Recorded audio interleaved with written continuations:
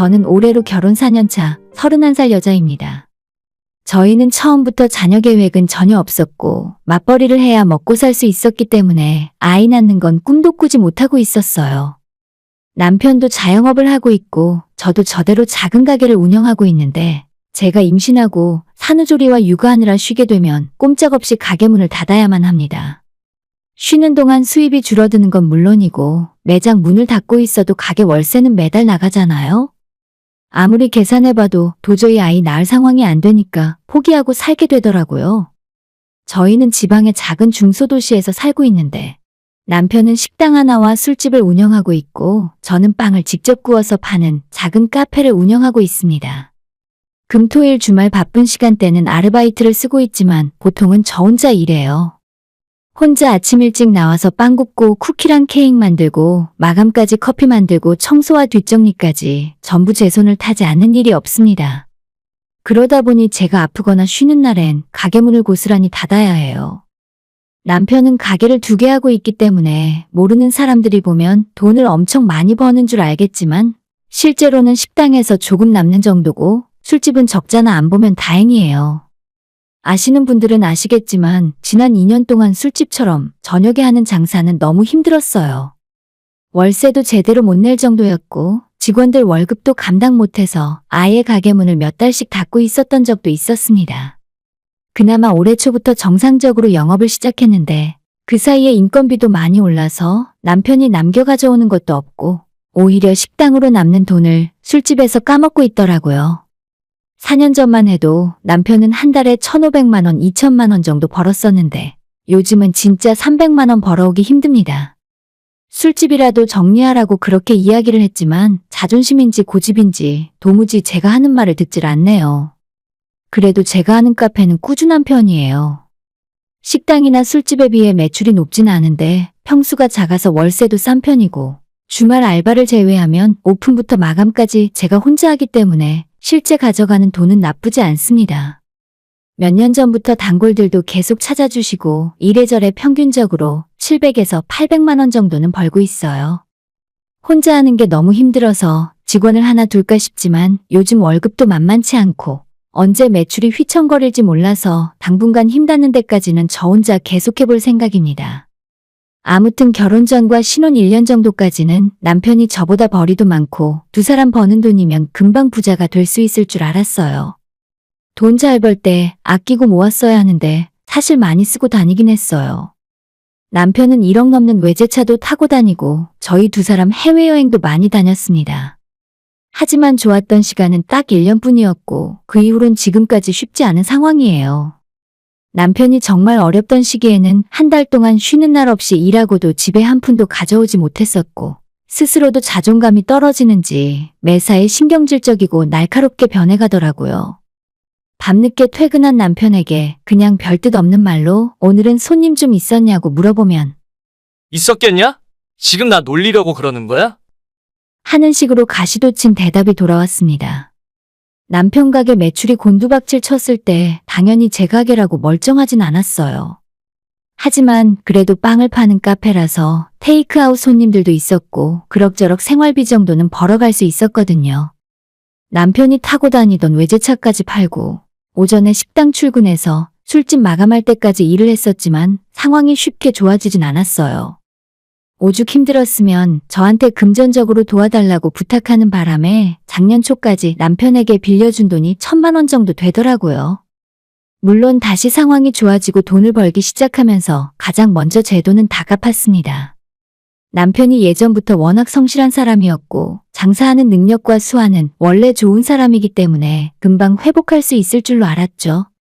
하지만 지금까지도 크게 나아진 건 없고 식당에서 조금 벌어서 술집 마이너스를 겨우 메꿔나가며 적자만 아닌 정도입니다. 하지만 얼마 전에 알게 된 새로운 사실은 남편이 저 몰래 시댁에서 빌려온 돈도 꽤 많이 있더라고요. 저한테 빌려간 1,000만 원은 금방 갚았지만 시부모에게 빌린 돈은 여태 한 푼도 갚지도 않은 채 그대로 있던 것 같았어요.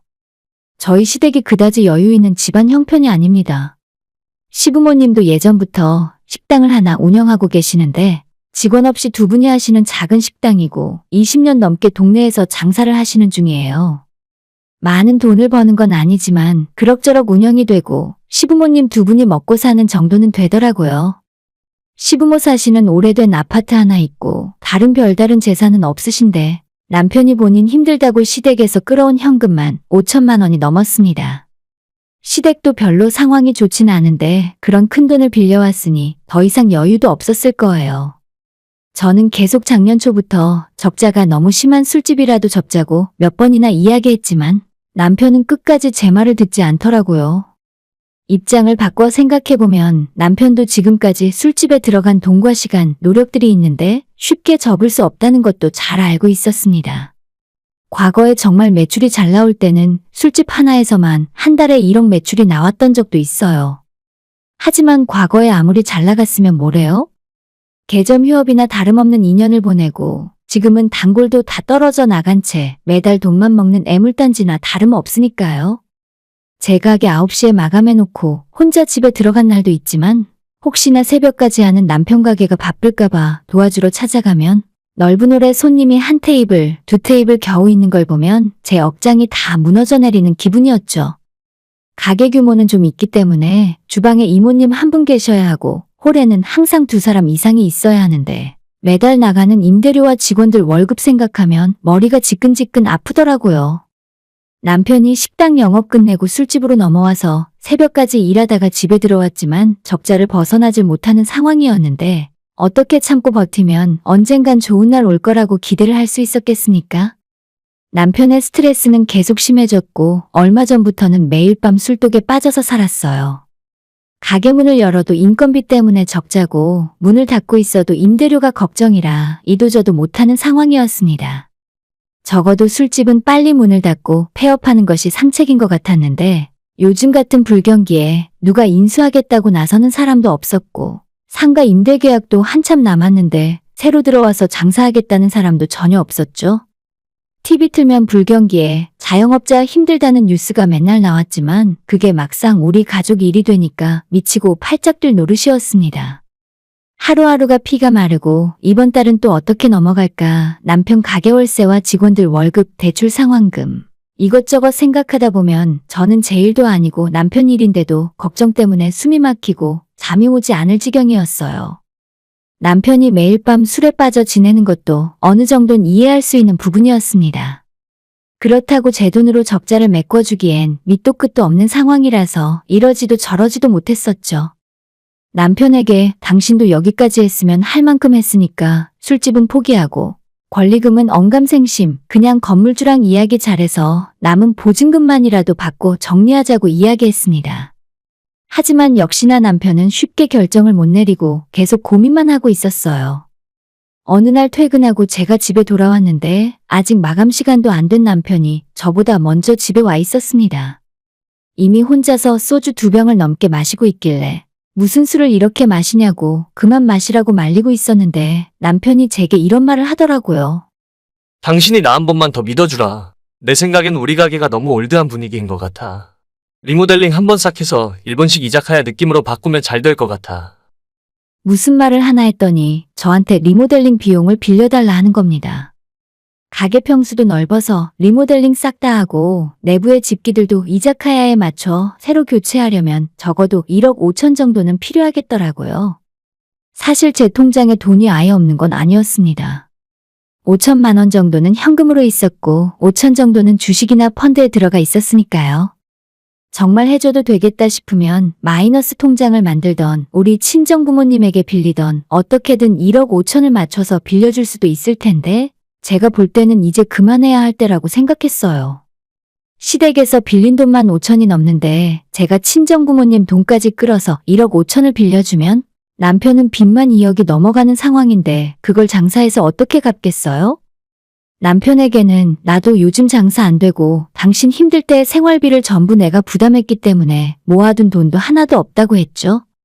그냥 지금 당장 조금 손해보더라도 술집부터 빠르게 접고 그나마 남편이 운영하는 식당에서는 수익이 좀 나오는 상황이었기 때문에 시부모님 돈부터 갚고 난 후에 다시 새로운 장사를 준비하자고 설득했습니다. 하지만 남편은 포기하기는커녕 저한테 돈이 없으면 장인어른한테 빌려보겠다면서 남편이 직접 친정아빠와 이야기를 하겠다 하더라고요. 저는 이 말을 듣자마자 등골이 오싹한 느낌이 들면서 드디어 올 것이 왔다 싶었죠. 시댁보다 저희 친정집 형편이 조금 더 좋은 편이긴 합니다. 아빠는 주류 도매업을 하고 계신데 이쪽 일을 오래 하셨고 잔뼈가 굵은 분이세요. 저희 남편 식당과 술집에도 친정아빠 회사에서 술을 납품하고 있기 때문에 최근 들어서 매출이 얼마나 줄었는지 대충은 알고 계시죠. 항상 안부 전화드리면 아빠는 김서방은 장사 잘 되냐고 걱정스레 물어보셨고 저는 걱정 끼치기 싫어서 알아서 잘하고 있다고 대답하곤 했습니다. 물론 친정부모님은 노후 준비까지 다 되어 있고 사는데 큰 걱정 없을 정도로 여유가 있지만 사위한테 1억 2억 빌려줄 정도로 현금을 쌓아놓고 사는 건 아니거든요. 재작년에 한참 남편이 힘들어하고 술집 영업까지 몇 달 동안 못하고 있었을 때에 우리 친정아빠에게 돈 빌려보겠다고 했던 적이 있었습니다. 하지만 그때는 전국의 술집들이 다 힘들던 시기였는데 술 납품해서 먹고 사는 우리 아빠라고 별다른 방법이 있었겠습니까? 똑같이 힘들었고 어려웠기 때문에 남편의 돈 빌려달라는 소리를 아빠가 단칼에 거절하셨죠. 저는 친정아빠 성격 잘 알고 있고 이번에도 또 똑같이 거절하실 게 뻔한 일이라서 괜한 헛고생하지 말고 포기하라고 했습니다. 하지만 남편은 제 말은 듣지 않고 진짜 며칠 뒤에 처갓댁까지 찾아가서 이대로 장사 접을 수는 없으니 한 번 더 기회를 달라며 돈을 1억만 빌려달라고 했죠. 그 말에 저희 엄마는 말을 아끼셨고 아빠 생각도 앞으로 계속 안 좋을 것 같으니 이번 기회에 술집은 폐업하고 식당에만 전념하라고 거절하셨어요. 사실 옆에서 보는 제 입장에서는 아빠 말이 맞다고 생각해요. 1억 넘게 들여서 리모델링을 한다 해도 장사가 잘 된다는 보장은 전혀 없잖아요? 빚은 자기가 감당할 수 있는 만큼만 갖고 가야 하는데 지금 있는 빚도 전혀 못 갚으면서 무슨 또 억대가 넘는 빚을 새로 내려고 하는지 모르겠습니다. 다른 건 몰라도 술장사에 대해서는 친정아빠만큼 빠삭한 사람도 없다고 생각하는데 최근 가게에서 물건 들어가는 것만 봐도 어느 동네 어떤 술집이 장사가 잘 되는지 전부 훤히 꿰뚫고 계시거든요. 아빠는 지금 그 자리는 리모델링을 하건 뭔 짓을 하건 더 이상 가망이 없으니 그냥 접으라 하셨고 남편이 우리 아빠의 바지가랑이를 붙들고 늘어지면서 도와달라 사정했지만 아빠는 지금 돈 빌려주면 돈도 잃고 사위도 잃는다며 안 된다고 거절하셨어요. 크게 낙담을 하고 돌아온 남편은 그 뒤로 저한테 말도 한마디 걸지 않더라고요. 너무 큰 충격이었는지 며칠 동안 가게 문도 열지 않고 집에서 술만 마시고 있었죠. 저는 그런 남편에게 일단은 아빠 말 듣고 식당 하나 전념하면서 시부모님 돈부터 갚고 나면 나중에 다시 기회가 올 거라고 위로의 말을 건넸습니다. 하지만 남편은 제 말을 귓등으로도 듣지 않고 감정 싸움만 하다가 결국 나중에는 잔뜩 술에 취한 채 이런 말까지 하더라고요. 야, 솔직히 너네 아빠가 나한테 해준 게 뭐가 있냐? 뻔히 돈 있는 거 알고 있는데 왜 안 빌려주는 건데? 사위를 아들처럼 생각한다면서? 내가 진짜 아들이었어도 안 빌려주셨을까? 앞으로 나는 너네 부모 얼굴도 안 볼 거야. 너네 집 가자는 소리 하지도 마. 저는 이 남자가 이렇게까지 찌질한 놈인 줄은 몰랐습니다. 우리 부모님도 두 분 나름대로의 노후 계획이 있으시고 알아서 돈 관리하고 계실 텐데 그걸 왜 안 빌려주냐고 성질을 내면 제가 뭘 어떻게 하겠어요? 진짜 잘 사는 집 부자들은 집안에 수억씩 쌓아놓고 산다지만 우리 친정부모님은 그 정도 부자도 아니에요. 남편은 남편대로 서운하다고 징징거리고 저는 저대로 그런 남편의 모습을 보면서 화가 나고 서로 아무런 결론도 내지 못한 채 마음만 상하고 말았죠. 그날 이후로도 저랑 저희 부모님에게 단단히 삐졌는지 저를 보고도 못 본 척하고 먼저 말도 걸지 않더라고요. 무슨 남자가 저 모양인가 싶어서 제가 먼저 풀 생각도 없었고 결국 11월 말일까지만 영업을 한 채 남편의 술집은 문을 닫게 되었습니다. 새로운 사람에게 가게를 넘긴 것도 아니라 그 안에 투자해 놓은 것들은 아무런 보상도 받지 못했고 권리금도 그냥 다 날려버렸죠. 그나마 운이 좋았던 건 건물주가 마음씨가 좋은 분이라서 남편이 지난 몇 년 동안 고생한 걸 봤기 때문에 보증금은 바로 빼줘서 다행이었습니다. 남편은 끝까지 붙들고 싶어 했지만 모든 상황이 안 되는데 어쩌겠어요? 저도 물론 안타까운 마음은 들었는데 앞으로 더 이상 크게 까먹진 않겠구나 싶어서 마음은 한결 편해지더라고요. 앞으로 열심히 노력해서 빚부터 갚고 처음부터 다시 시작하면 되겠다 생각했었는데 남편은 생각보다 충격이 훨씬 큰 것 같았습니다. 술집을 자의반 타의반으로 강제 폐업한 뒤로 식당 운영은 아줌마들에게 맡겨놓고 허구한 날 집에서 술만 퍼먹고 있었어요. 매일같이 자기는 이제 망했다며 신세한탄을 하고 주정을 부리다 못해 나중에는 친정아빠 탓을 하기 시작하더라고요. 장인어른이 나한테 돈만 빌려줬어도 내가 이렇게 망하진 않았을 거야. 남편의 술주정이 진짜 듣기 싫고 너무 짜증났습니다. 내가 겨우 이런 남자 만나서 결혼했나 싶은 자괴감도 있었고 사업이 하나 망했다 해도 나머지 하나 열심히 해서 다시 일어날 수도 있잖아요? 우리 두 사람 모두 아직 나이도 젊은데 대체 못할 게 뭐가 있습니까? 술 취한 남편이랑 싸우는 것도 너무 지치고 점점 꼴도 보기 싫어서 남편에게 마음 정리하고 다시 열심히 살아볼 생각이 있으면 그때 다시 찾아오라고 통보해놓고 저는 혼자 짐 싸서 친정으로 가버렸습니다. 남편과 별거를 하고 친정에서 지내고 있었는데 며칠 후에 시모에게서 전화가 오더라고요. 야, 너는 네 혼자 살겠다고 서방을 내다 버렸냐? 지금 네 서방이 죽었는지 살았는지도 모르고 어디에서 자빠져 있는 거야? 알고 봤더니 남편이랑 연락이 안 되어 답답했던 시모가 집으로 찾아왔는데 남편이 대낮부터 술에 취해 쓰러져 있으니까 깜짝 놀라신 것 같았어요. 어디 아파서 쓰러진 것도 아니고 술 취해서 잠든 것뿐인데 자기 아들이 대낮부터 저러고 있으니 속이 상할 만도 했겠죠. 하지만 그게 저한테까지 전화해서 뭐라고 하실 이유는 아니라고 생각하거든요. 너나 니네 애비나 진짜 독한 사람들이다. 네 서방 똑바로 안 챙길 거면 그냥 이혼해. 저는 그 말 듣고 화를 참지 못해서 그게 무슨 말 같지도 않은 소리냐고 따져 물었죠. 내가 대체 잘못한 게 뭐가 있냐고, 친정아빠가 돈을 빌려줘야 하는 이유가 대체 뭐냐고 따졌더니 저보고 너가 그렇게 물러터져서 너네 부모가 돈 줄 생각도 안 하는 거랍니다. 아니 그러면 남편한테 돈을 안 빌려줬다고 부모랑 싸우고 인연이라도 끊어야 하나요? 진짜 어이가 없어서 시모가 먼저 이혼 소리를 했으니 알겠다고 그럼 남편이랑 당장 이혼하겠다고 대답했어요. 본인이 먼저 이혼하라고 하더니 제가 이혼하겠다고 하니까 그 이후로는 저한테 소리를 지르고 막대먹은 못된 것이라며 가정교육이 어쩌고저쩌고 욕을 하더라고요. 더는 상종하기 싫어서 시모의 전화를 끊어버렸고 남편에게 바로 연락해서 당신 엄마가 이혼하라 했으니 당장 이혼할 준비하라고 했죠. 남편은 영문을 몰라서 무슨 소리냐고 제게 물었지만 답 없는 남편과 한술 더 뜨는 시모가 꼴보기 싫어서 그냥 이혼하고 다 끝내는 게 낫겠다 싶더라고요. 이혼 합의 제대로 안 해주면 내가 소송이라도 걸어서 끝내겠다고 했고 결국 속전속결 일주일 만에 협의하고 이혼 서류에 도장 찍을 수 있었습니다. 저희 아빠도 남편과 더 이상 거래하기 싫다면서 남편 식당에 들어가는 술도 끊어버리고 지원해줬던 술 냉장고까지 다 철수시켜버렸어요. 남편은 친정아빠에게 이혼은 이혼이고 비즈니스는 비즈니스라며 아빠를 설득했지만 이혼하고 남남된 사위 얼굴을 맨날 봐서 뭐하냐고 앞으로 술은 딴 데 시키라고 하셨어요. 저는 남편이 단순하게 사업에 실패해서 돈이 없기 때문에 이혼을 결심한 건 아니에요. 힘들어도 같이 이겨낼 수 있다고 생각했었고 빚도 같이 노력하면 금방 갚을 수 있다고 생각하고 있었습니다. 하지만 한번 무너지고 실패하니 밑바닥을 드러내는 모습이 너무 실망스러웠어요. 게다가 친정부모님 탓을 하고 나중엔 시모까지 한술 더 뜨는 바람에 더 이상 결혼 생활을 지속할 수는 없겠더라고요.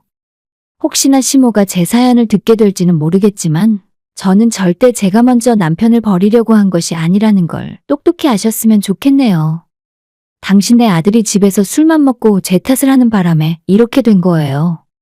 남편이랑 이혼 절차 다 마무리하고 지금은 가게 근처에서 집 얻어서 살고 있는데 솔직히 결혼 생활할 때보다 훨씬 걱정도 없고 편하게 살고 있어요. 그 사람 빚 때문에 저까지 숨 막히고 걱정하며 잠 못 이루던 그때가 너무 바보같이 느껴져요. 정신 차리고 새 삶을 살게 해준 시어머니에게 정말 고맙다는 말을 전해주고 싶네요. 덕분에 이혼할 결심을 하게 됐거든요. 오늘의 사연은 여기까지입니다. 구독과 좋아요, 알림 설정 부탁드려요. 다들 행복하시고 좋은 하루 되세요.